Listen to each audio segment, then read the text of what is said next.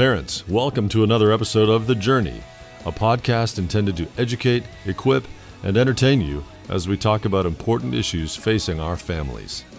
PCA is a Christ-centered, biblically based, and family-focused community of committed believers doing life together.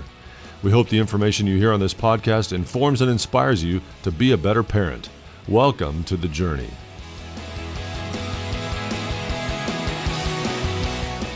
Hey parents, welcome back to The Journey. This is Dan Panetti. You're going to be watching part 2 of a really important conversation that we started last week with two of our favorite guests, Aaron Williams, our upper school counselor, and Jillian Bryant, our upper school dean of students. If you didn't get to watch part 1, go back and watch it. This is part 2 though, and it's a really important podcast episode that we have. It's the heart behind a policy change that we're making here at PCA that I know you're going to find interesting and informative, and you're going to want to hear about and know more about as a parent. Yeah. Well, something else that's happening specifically in the high school, now it's a whole school-wide policy, but it definitely affects the high school in a very unique way, and that is we are having an internet-enabled device policy. It's all-encompassing. Specifically, most of the kids will deal with cell phones. Sure. But we're changing, in a sense, our cell phone policy from what it has been in the past. And an email has gone out from Dr. Cole for the Plano campus and Dr. Williams for the North campus, where some parents, if sometimes you miss those emails during the summer. Hopefully, this is one you paid attention to, and that is a big one. Right. That is for high school. The change really is going to be that there are going to be no cell phones. Let's just call them that. Right, allowed on campus. In a sense, right, the students are allowed to have them, but they're not allowed to be seen. So you're not allowed to be on those campus. Right, don't have them on. We don't need, if you're not using them, you don't need to have it on. But if they're bringing it out and they're on it, right, we're going to take those up. Now, we're not going to talk about the enforcement aspect of it and what that looks like. We want our parents to understand, why are we making this change? The heart behind it. Right, the heart behind it. And I know, Aaron, this is one of it is. It's one of the things that you really have focused on and driven, because you gave me a book to read, right? The Anxious Generation, and a lot of us have been reading it. Yes. And Jonathan Haidt, in his 4 things, when he looked at the research of the difference between kids, and really his thing is he goes back to about 2010. And he says, oh my goodness, there was something very, very different that happened, especially for our young girls, right? Yes. Where mental health issues went from about 12% to about 30%, and boys jumped up to about 12%. He goes, what's the difference here? And a lot of it dealt with cell phones, social media, and here's the deal, we see it as well, right? Now some parents, right, you may say, well, I don't see it in my home. Okay, well, here's the deal. When we're at a school and we're around 1,500 kids, can I tell you, we see these issues, and these issues have been the primary issues that we've been dealing with for the last few years, of things related to cell phone, right, social media, bullying, right, using the camera, all these different things. And so it's one of the things that Jonathan Haidt, in his suggestions, right, number 3 was, get rid of your cell phones in your school. So he threw that out there, and here's the deal. States across the union now are passing laws, right, allowing the public school systems to mandate that kids can't have access to their cell phones.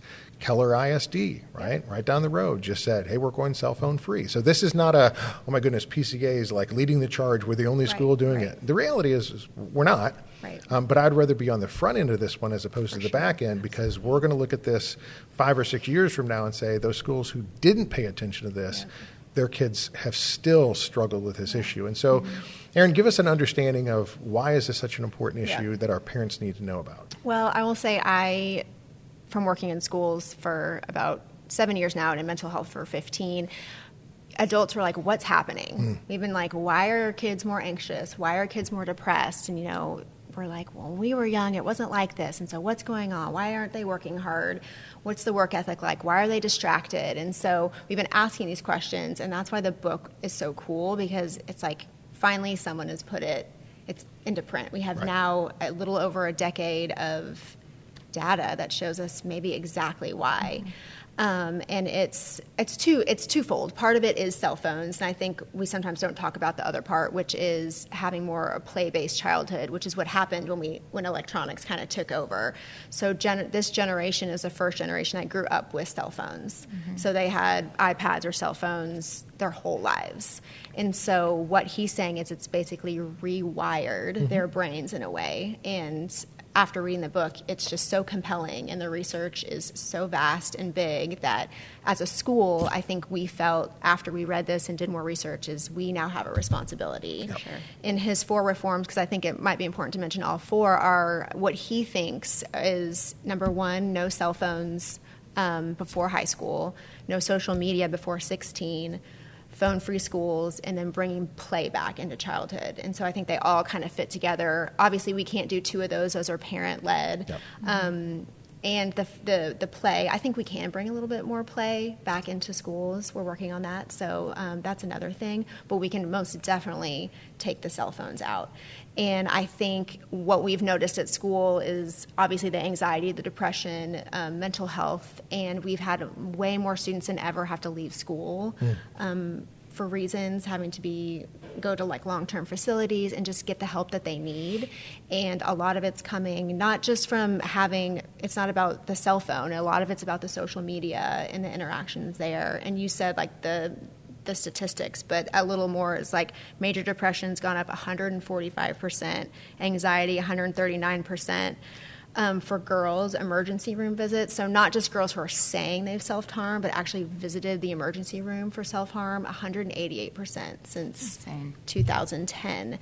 And so that's right about when, after the iPhone came out in 2007, and then we have social media, and then really when it kind of hit an all-time high is when they started to introduce things like retweeting and likes. So it became less of like a networking and site. the front-facing camera. So selfies camera became the big issue. Yeah, so less right? like, Instead of me hey, taking a picture of yeah. Jillian, I'm taking a picture of myself. Right. And I know I'm posting myself everywhere, and then people are responding Right. to me, right? And it's like, oh, all of a sudden I'm getting all these thoughts and Right. opinions and things from a wide variety. I mean, I just remember, my 10 neighborhood friends, right, that I grew up with. I didn't grow up with, tens of millions of people looking at me saying, this is what I think of Dan Panetti.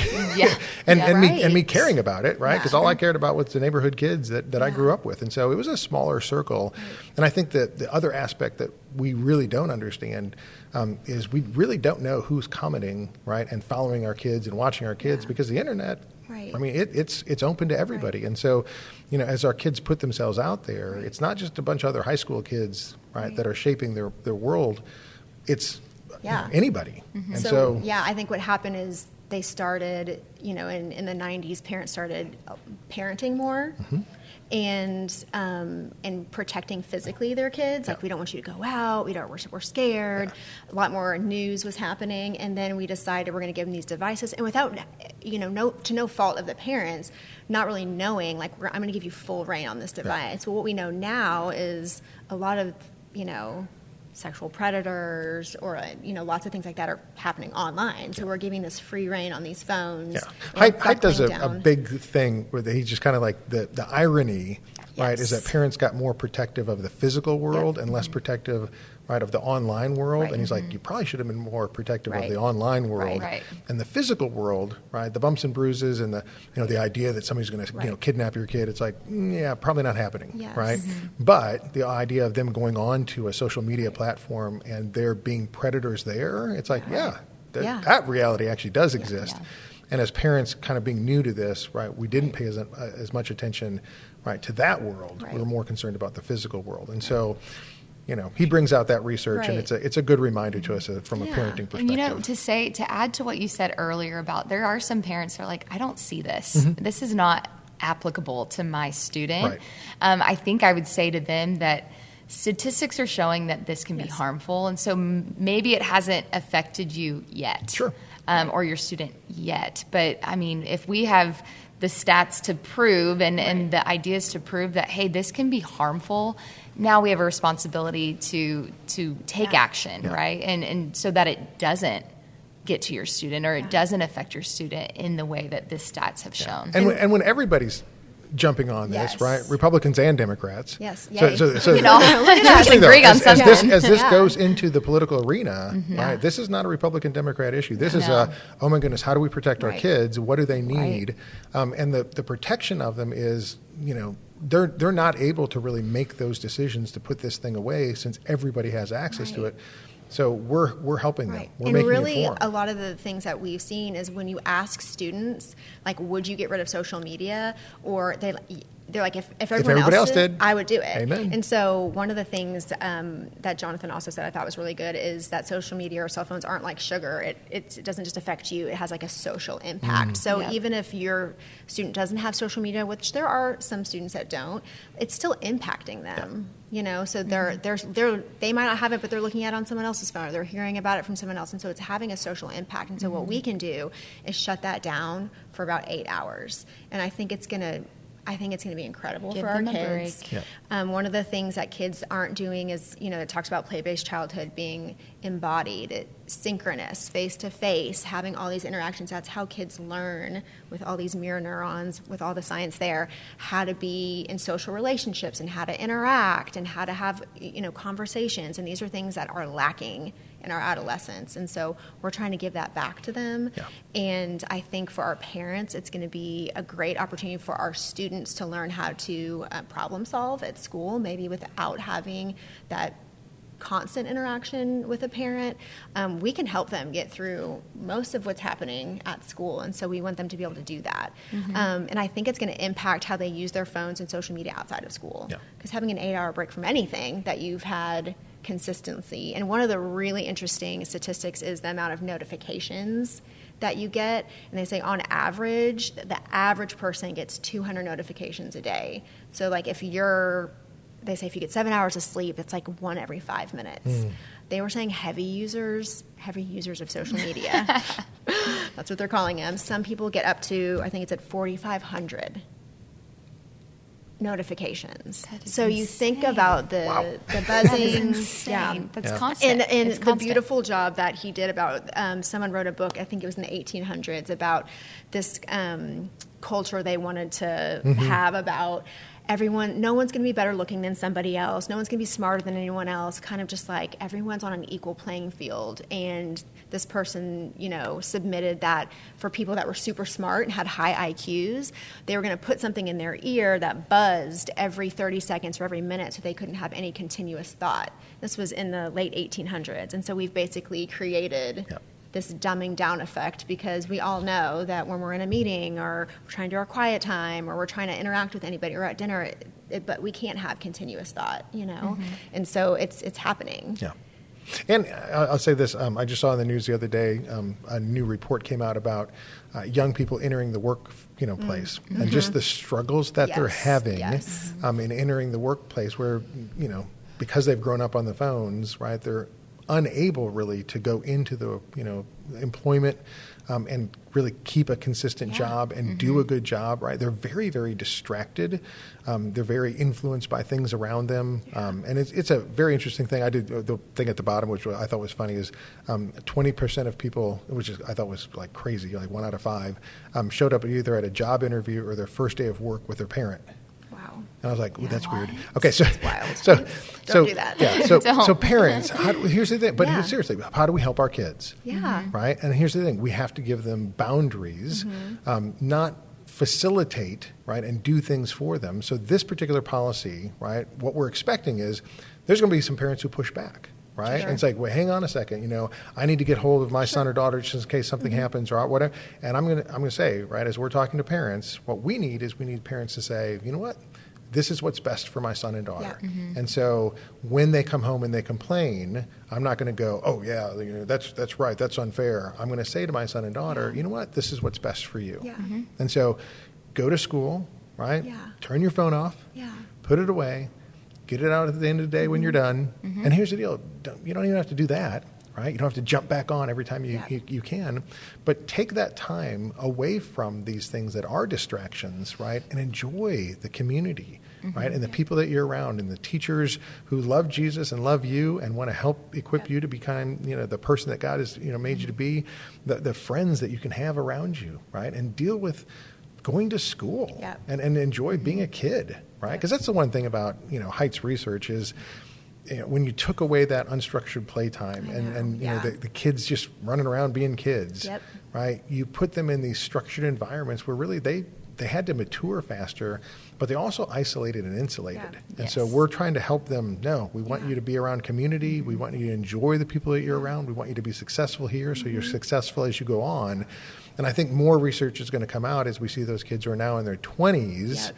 right, that started in 2010 with this, right, and just the damage that's been done to them. Yeah. So Or I think about we're trying to mitigate that. conflict resolution, about how one of the things he talked about is like, if I don't like what you're saying or I don't like this conversation, I'm just done. I just unfriend you. I just unfriend you, or just stop Ghost texting you, you. yeah. I just ghost you. Or just we're done. Right. Right? Yeah. And so that doesn't work in real life. Right. And so Exactly. maybe having the opportunity to like have those, hey, this isn't working at school, with a friend, with a teacher, whatever, and we're just going to figure it out in real time, face to face. Yeah.